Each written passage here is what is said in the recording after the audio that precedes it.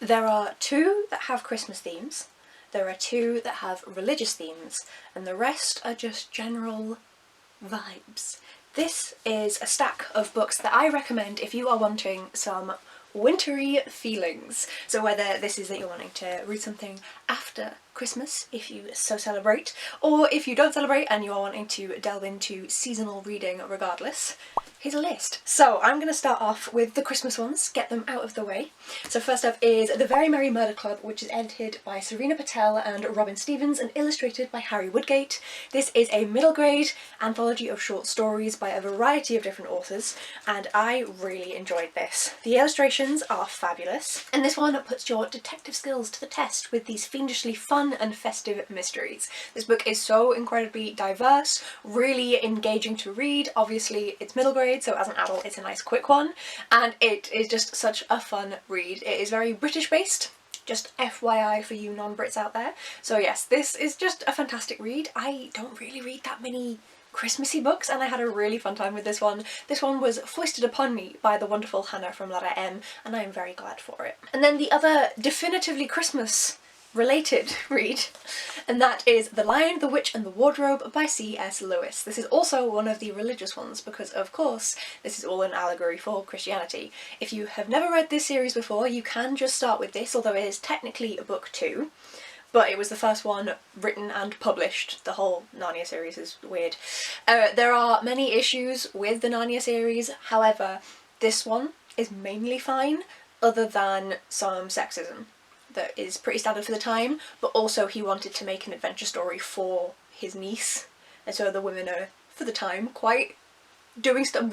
Children, for the time, are more active than they would have been. So yes, this one I think can be a fun standalone, despite the fact that I adored the Narnia series as a whole. I read the set borrowed from a friend of my mum's and loved it so much that they had to buy me my own, because I wouldn't let them go when I was a child. So yeah, I love this series. It can be very problematic, but it definitely has the Christmas vibes. Santa is a character in here, and as someone who technically, I've been baptised, I'm a Christian, I grew up going to Christian schools, and I'm an atheist, and my brain was just like, yeah man, this book's fine, it's just a fantasy story, so you can overlook the Christianity if you wish to. And then I will go with the last religious book, and that is, please excuse my stickers, The Northern Lights by Philip Pullman. This is a special edition that I just never ever took the stickers off, but this dust jacket is a poster of the Alethiometer.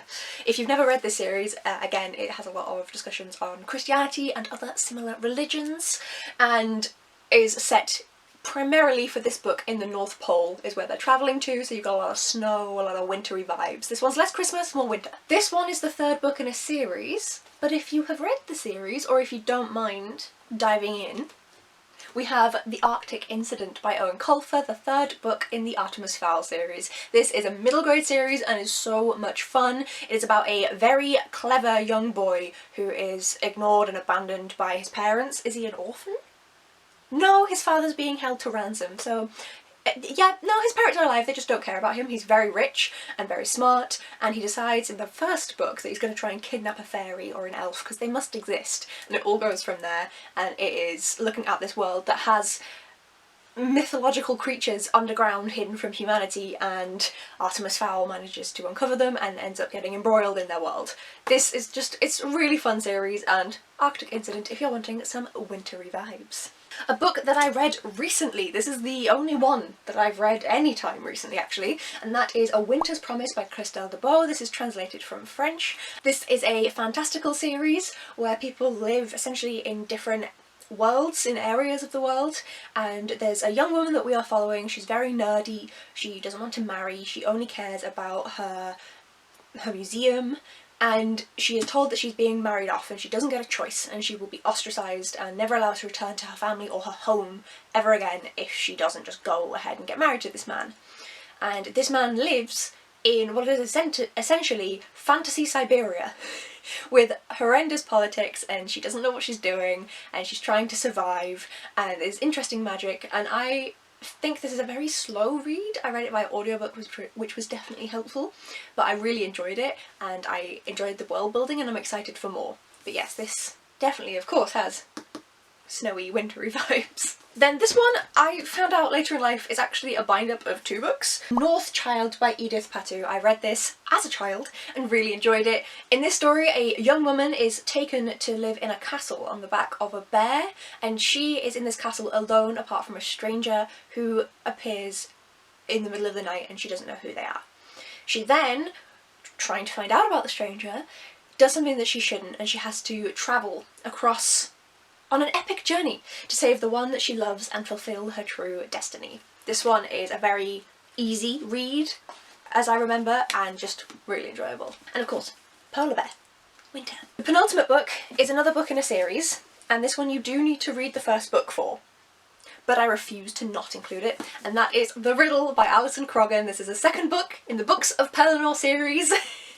I will not apologise. This is the, well, there's multiple editions from all different countries, but this is one of the UK versions and is my original, and this is one of the American versions and is my new copy, as you can tell by the fact that it's not deceased.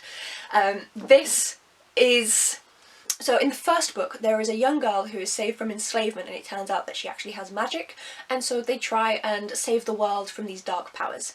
It is very influenced by Lord of the Rings, which has been very interesting whilst I've been reading Lord of the Rings, and it's done incredibly well. I absolutely adore this series, obviously channel's named after it. This 2nd book, our young enslaved girl spends some time on her own exploring, for reasons, and spend some time in ice palaces, in the snow, with indigenous people who live in the north, and it is a very, very interesting read, and very wintry.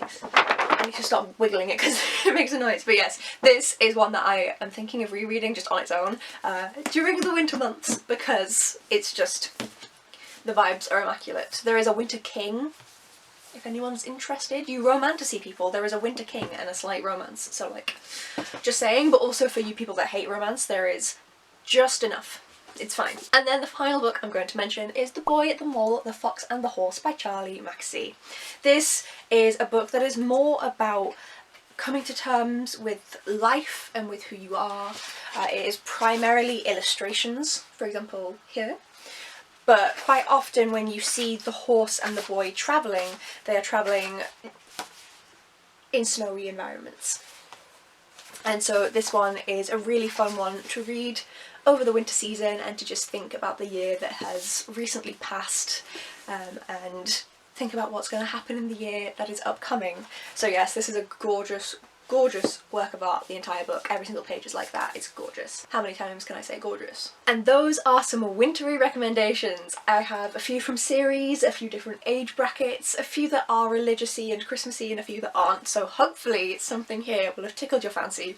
Please let me know down below in the comments if I'm missing any, because I definitely need to add some more books to this collection. Thank you so much for watching, folks, and I will see you in the next video. Bye!